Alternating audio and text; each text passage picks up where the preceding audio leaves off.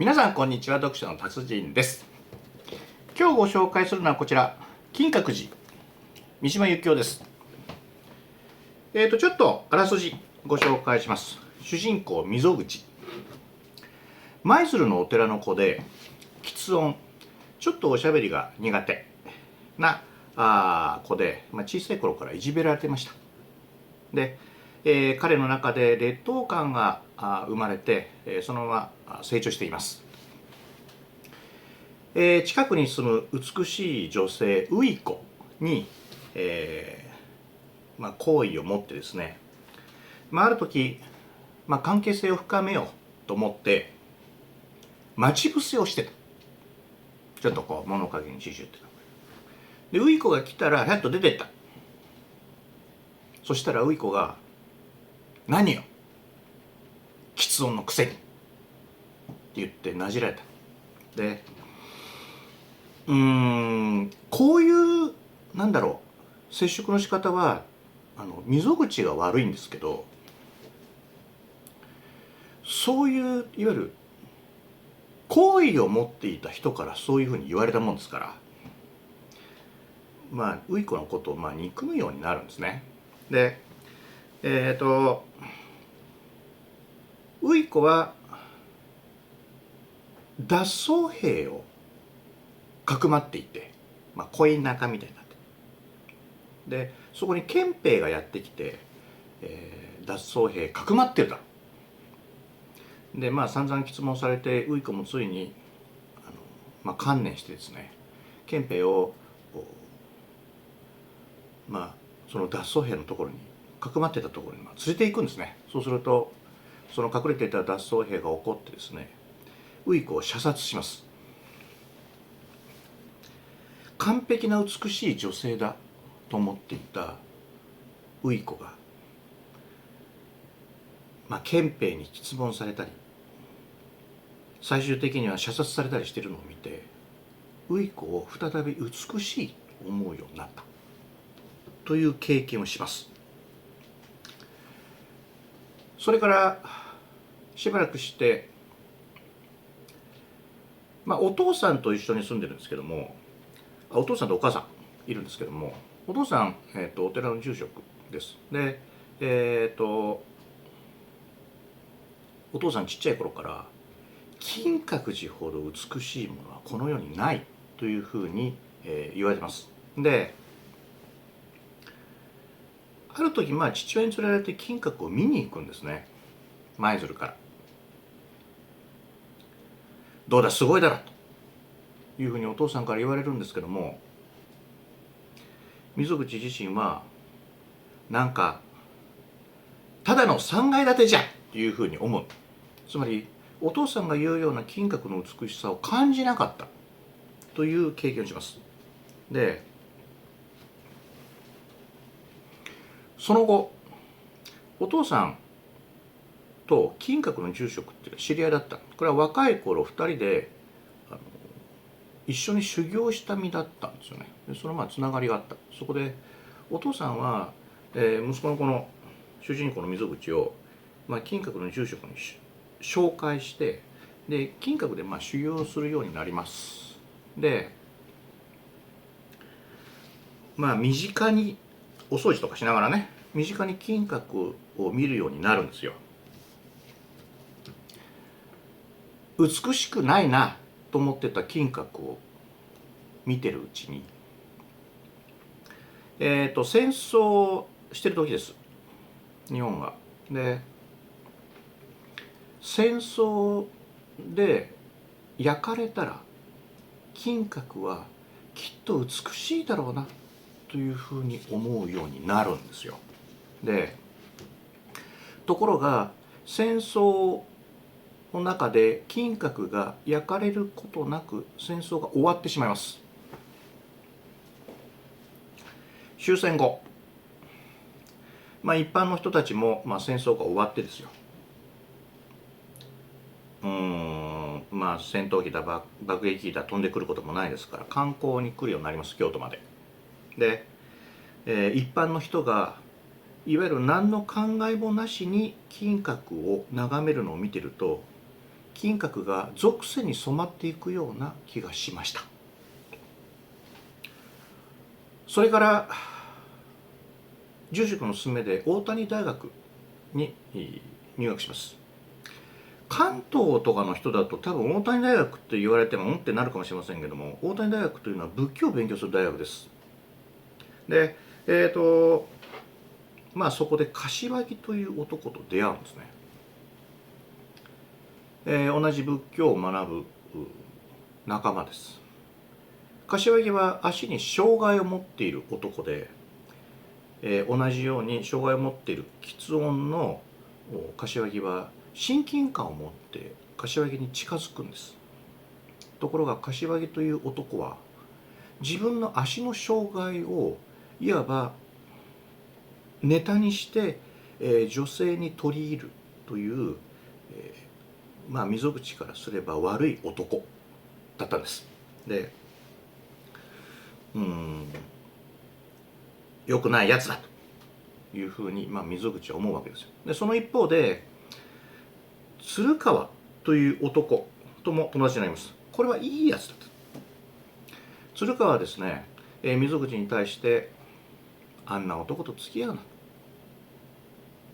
というふうに言われてた。ところがずっと後になって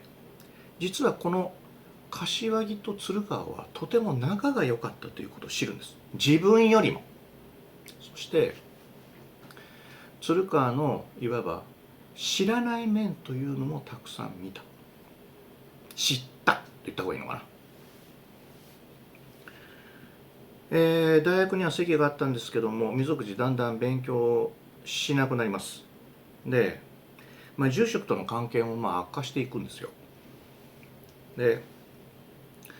ある時住職が芸者を連れて街中にいるところを偶然溝口は見かけます。尾行してたわけじゃないんですけども、住職の方は溝口がこっち見てるなって思った時に「お前俺を尾行してたのか」って言って非常に怒るわけですね。でそのことをひどく叱責されるんですけども、当然人間関係も悪くなるんですけども、そのいわば誤解を解く暇もなく、住職から後日「ゆくゆくはお前を金閣の後継ぎにしようと思ったけど今そういうこと考えてないから」というふうに言われます。がっくりきますよ、それはね。で友達からお金を借りて溝口は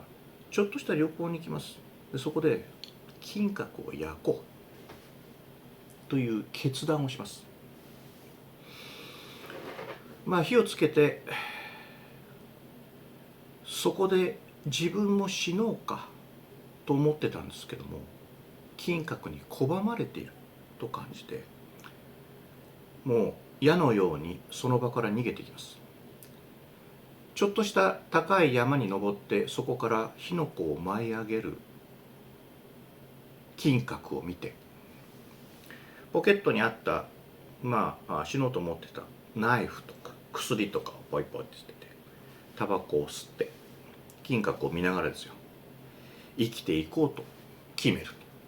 という、そういう話。先に金閣寺というこの小説に関して言われている一般的な解釈を先に、言ってきます。世界を変えるのは認識かそれとも行為かというところのやり取りがこの中にあるんです。でそこがこの小説の軸だろうというような感じです。でこれ何かって言いますと、美しいと感じる、これは個人の価値観によるので、その美を受け入れるのは個人の認識によってその美を受け入れる側に回るのか、それとも行為をすることでその美の存在意義を変えていくのかのどちらかだという意味です。言い換えると、例えば多くの人が美しいと言っている金閣、多くの人があの子綺麗だなと言っていたウイコ、真面目だよねと言われている大谷大学の学生、これらが実際は美しくはないと感じた。溝口がだよ。で、それは自分が悪いのか。自分が悪いんだったら自分を改める。悪いっていうよりも間違ってるっていうのかな。で、もしくは相手に問題があるのか。つまり金閣やウイコイで、もし相手に問題があるのならば行為を行ってそれを変えていけばよいという考え方です。溝口は金閣を初めて見た時に特に美しいとは思わなかったんですよ。で、これは多分少数派なんです。溝口は火をつけるという行為によって金閣を完全な美、美しいものにして、父やあるいは日本中の多数の人が考えるように金閣を完全な美として受け入れるようにしたという話です。この話の背景をちょっと話していくと、当時のまず考えなくちゃいけないのが、当時の若者のその若者を取り巻く戦争という環境と、それから天皇制度をちょっと考えなくちゃいけません。戦争中は天皇陛下のために死ぬっていうのが当たり前でした。天皇陛下神様だったんで。で、戦後戦争負けますよ。天皇が人間宣言をし、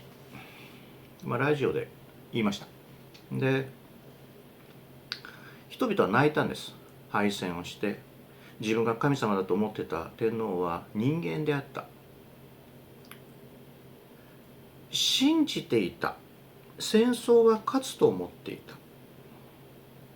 天皇は神様だと思っていた。でも実際は違った。でも世の中の人は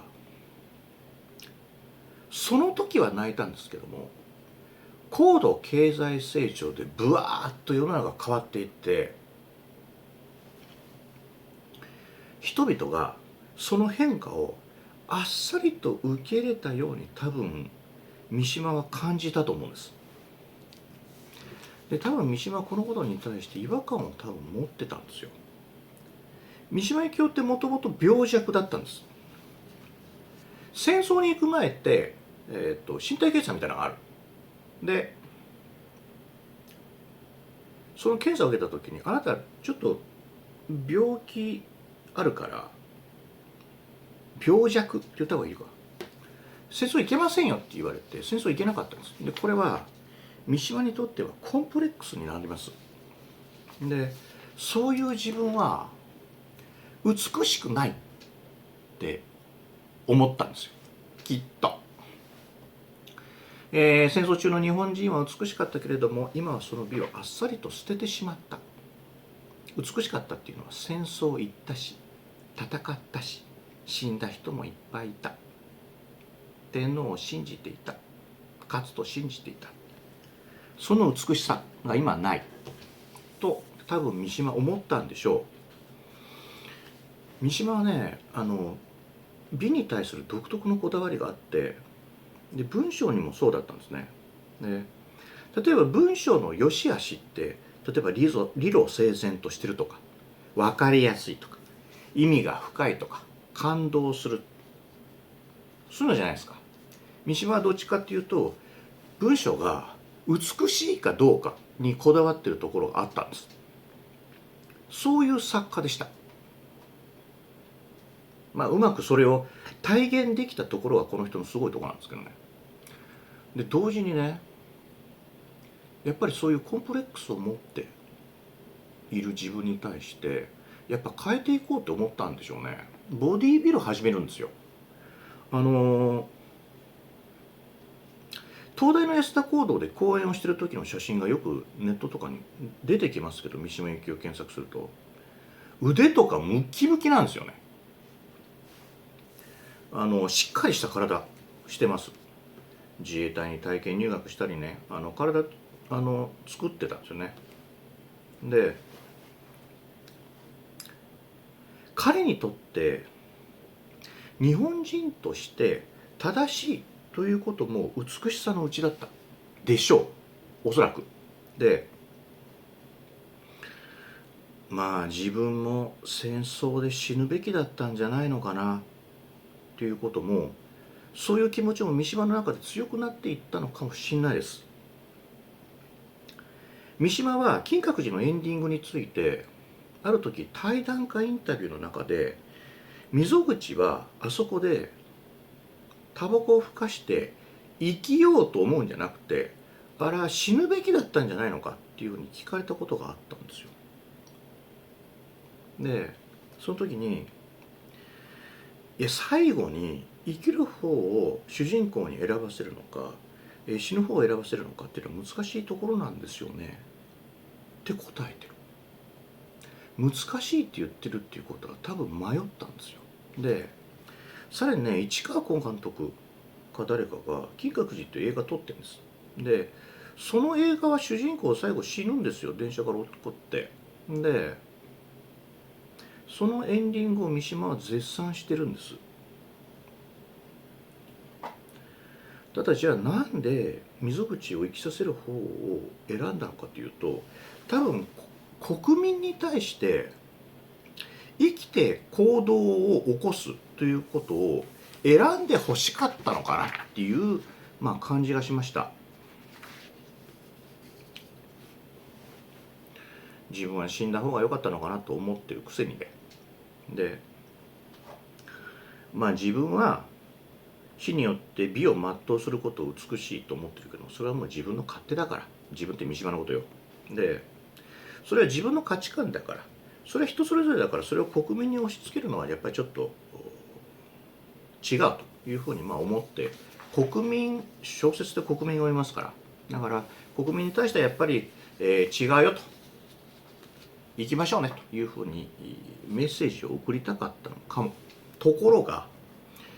国民はもうあの戦争をとっくの昔に忘れてしまった。そして戦後の繁栄をただ楽しんでるような感じにしか多分三島の目には映らなかったんでしょう。今の日本は間違ってると国民を見ていてもいつまでたっても気がつかない。やはり間違ってる、国民も自衛隊も憲法もって思うようになりました。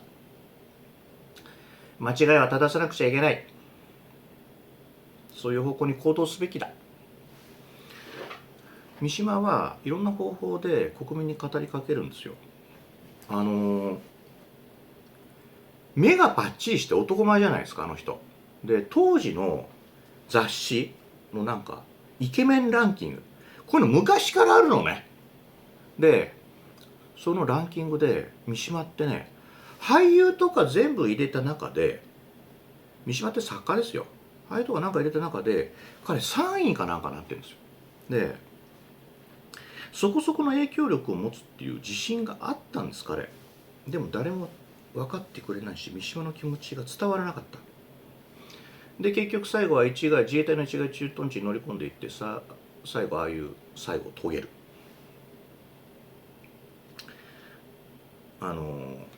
金閣寺とそれから三島由紀夫研究者っていっぱいいるんですよ。金閣寺の解釈、それから三島の死について解釈が一つじゃないんです。ということは意見が分かれる、専門家の間でも。ということはですよ、三島由紀夫が伝えたかったことっていうのが全員に伝わったわけではないんです。だって言ってること難しいんだもん、三島由紀夫って。あと頭いいんですよ。東大出て大蔵省、今の財務省入ってる。普通の人はね、美とは認識か行為かだよねって言われても、そりゃそんなこと言われてもポカンとしますよ。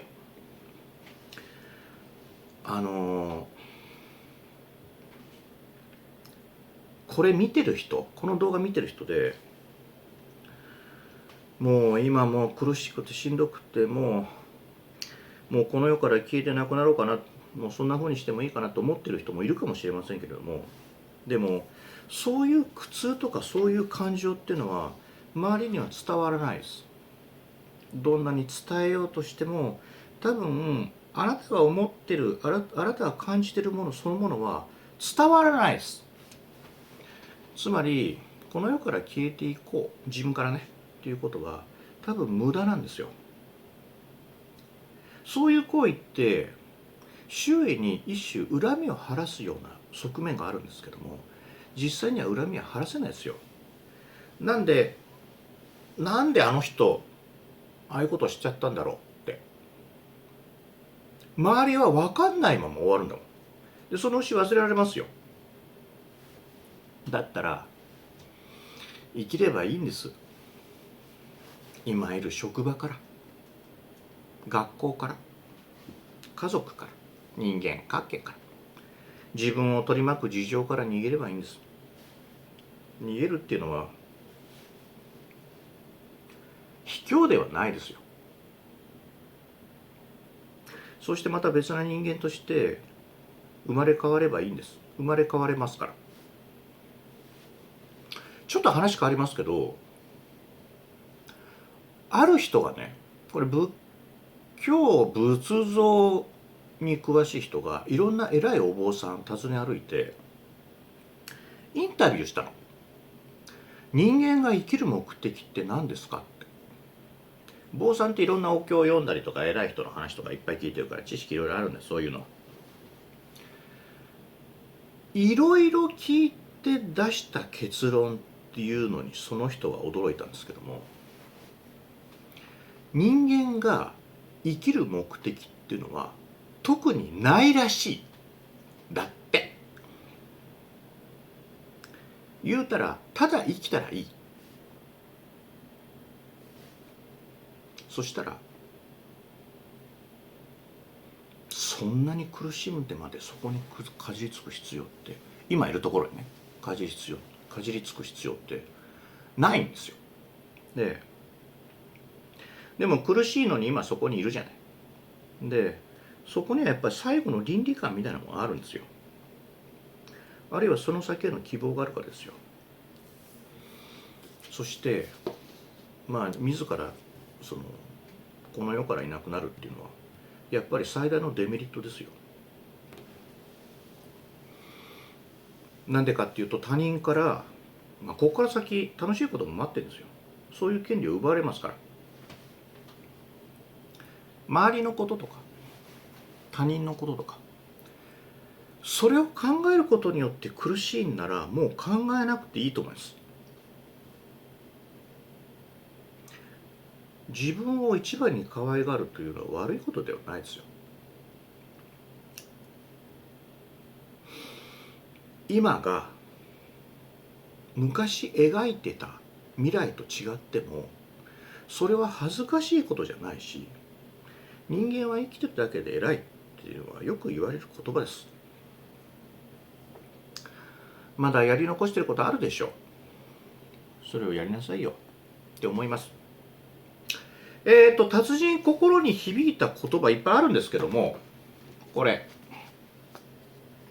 230ページの2行目からこれね読んでね、やっぱり行動を起こす時の踏ん張りを感じるんだよね。金閣寺に火を放てとは言わないけども、よし生きようという踏ん張りにつながる変化を起こした時の言葉なんで、これもいいなというふうに思いました。名作です。面白い本ですよ。もしかしたらノーベル賞を取ってたかもと言われる本なのでね、大人の方、若い頃に読んだという方もいらっしゃるかもしれませんけども、年取って読むとまたちょっと違う感じを受けますのでね、一回またちょっと読んでみたらいいんじゃないですかね。金閣寺三島由紀夫、いい本です。読書の達人でした。